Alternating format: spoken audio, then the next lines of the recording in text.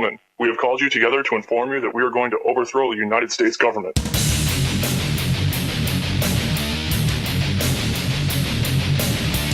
you still think that jet fuel brought down the World Trade Center?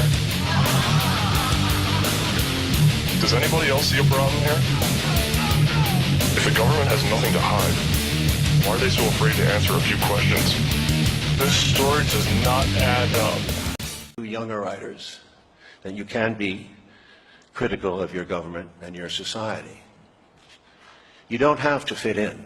It's fashionable now to take shots at Republicans and Trump and all that, and avoid the Obamas and Clintons. But remember this, in the 13 wars we've started over the last 30 years, and the $14 trillion we've spent, and the hundreds of thousands of lives that have perished from this earth, remember that it wasn't one leader, but a system, both Republican and Democrat. And call it what you will, the military, industrial, security, money, media, complex. It's a system that has been perpetuated, that has been perpetuated under the guise that these are just wars, justifiable in the name of our flag that flies so proudly over our lives. Our country has become more prosperous for many, but in the name of that wealth, we cannot justify our system as a center for the world's values when we continue to create such war and chaos in the world. Thank you.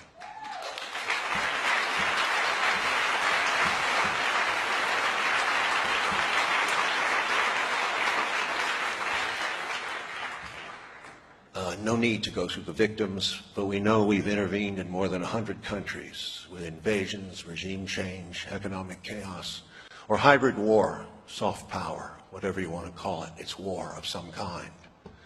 In the end, it has become a system leading to the death of this planet and the extinction of us all. I fought these people who practice war most of my life. It's a tiring game, and mostly you'll get your ass kicked. And with all the criticism and the insults that you'll receive, and the flattery too, it's important to remember, if you believe in what you're saying and you can stay the course, you can make a difference. I urge you to find a way to remain alone with yourself. Listen to your silences, not always in a writer's room. Try to find not what the crowd wants so that you can be successful, but try instead to find the true inner meaning of your life here on earth, and never give up on your heart in your struggle for peace, decency, and telling the truth.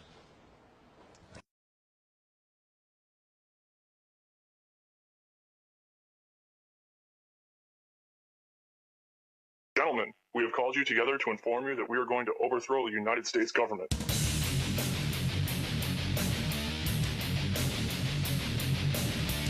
you still think that jet fuel brought down the World Trade Center? Does anybody else see a problem here? If the government has nothing to hide, why are they so afraid to answer a few questions? This story does not add up. Listen to me. Listen to your head. Don't listen to anything they say.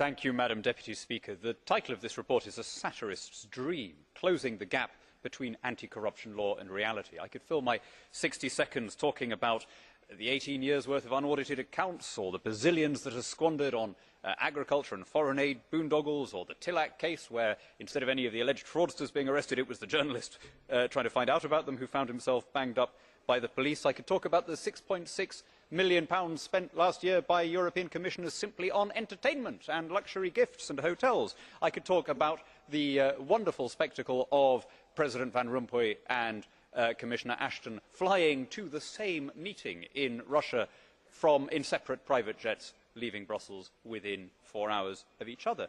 Instead, I'll confine myself to saying this.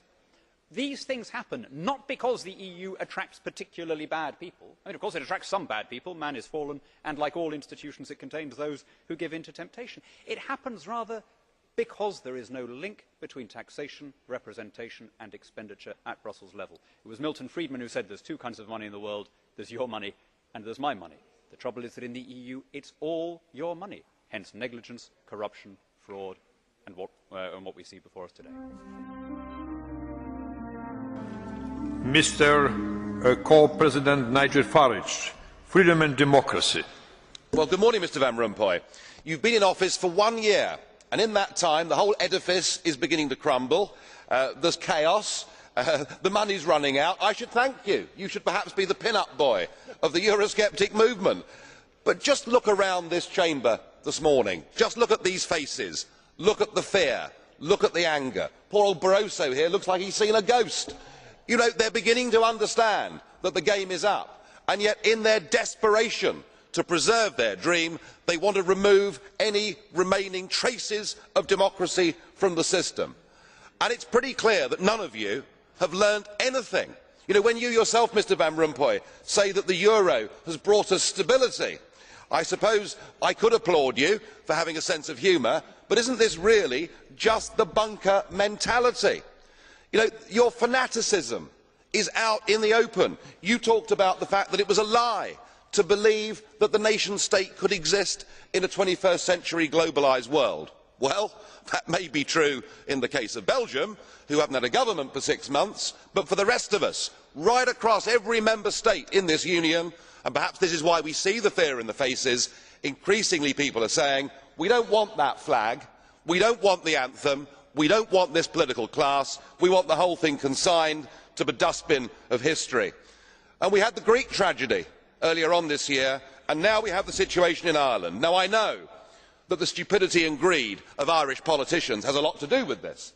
They should never ever have joined the euro. They suffered with low interest rates, a false boom and a massive bust. But look at your response to them. What they're being told, as their government's collapsing, is that it would be inappropriate for them to have a general election. In fact, Commissioner Wren here said they had to agree their budget first before they'd be allowed to have a general election. Just who the hell do you think you people are? You are very, very dangerous people indeed. Your obsession with creating this euro state means that you're happy to destroy democracy. You appear to be happy for millions and millions of people to be unemployed and to be poor. Untold millions must suffer so that your euro dream can continue. Well, it won't work, because it's Portugal next. With their debt levels of 325% of GDP, they're the next ones on the list, and after that, I suspect it'll be Spain. And the bailout for Spain would be 7 times the size of Ireland, and at that moment, all of the bailout money has gone. There won't be any more. But it's even more serious than economics, because if you rob people of their identity, if you rob them of their democracy, then all they are left with is nationalism and violence. I can only hope and pray that the euro project is destroyed by the markets before that really happens. Thank you. They cannot create the world of Orwell. They have to manipulate us to create it. And what they're doing all the time, and a lot of this stuff in the movies, which are feeding you what they want to happen, look at all the movies over the last decade or so, more and more now all the time, that are portraying this very police state and this very Orwellian fascist Agenda 21 world that I've been talking about. They're doing that for a reason. It's to implant that in the subconscious so it becomes reality through humans' creative imagination. They have to get us to do it. Number one, the fascist global state is not coming because we're not fricking having it anymore.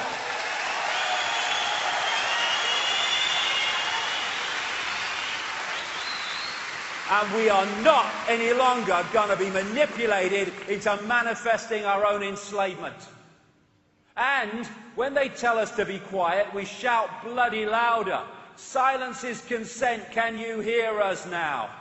If you want to be free, then don't run and hide. This is a time for looking the world in the bloody eye. Together. Coming together. Strength does not come from physical capacity, it comes from indomitable will, Mahatma Gandhi. And that will says we are not having it anymore. Human race, get off your knees. What are you doing down there? Hey!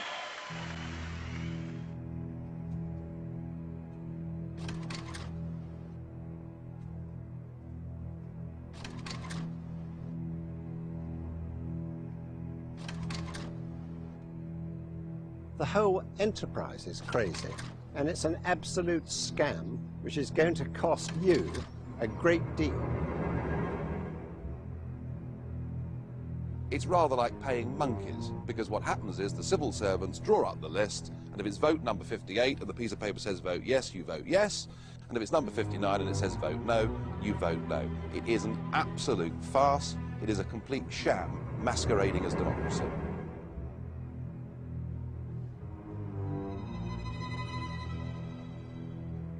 What you're about to hear will both surprise and outrage you. It's the true story of Europe. It's the story the politicians don't want you to hear, because it shows how they've deceived us and betrayed our nation. Only in 1994 did Chancellor Kohl's foreign policy spokesman, speaking on behalf of the ruling party of Europe's dominant nation, Germany, clearly reveal the true plan. The plan is to create a federal European superstate. Into it will be merged up to 25 ancient European nations, including our own. This new country, called Europe, will have one parliament, one government, one court of justice, one currency, one flag, and one anthem. That has been the plan all along. But those who favoured it knew the people of Europe would never accept it. They would never willingly surrender their freedoms to become just a province in a vast European superstate. So what did the politicians do? They conspired to keep the truth from the people. He also discusses with Hitler a new plan to unite Europe, not just under the conquering hammer of Blitzkrieg, but through a lasting political and economic union, which the Nazis named Europäische Wirtschaftsgemeinschaft, or the European Economic Community. In 1942, a conference is held in Berlin to discuss this political and economic integration of Europe. Of all the nations targeted, Britain has proved the wild card because she alone has successfully resisted invasion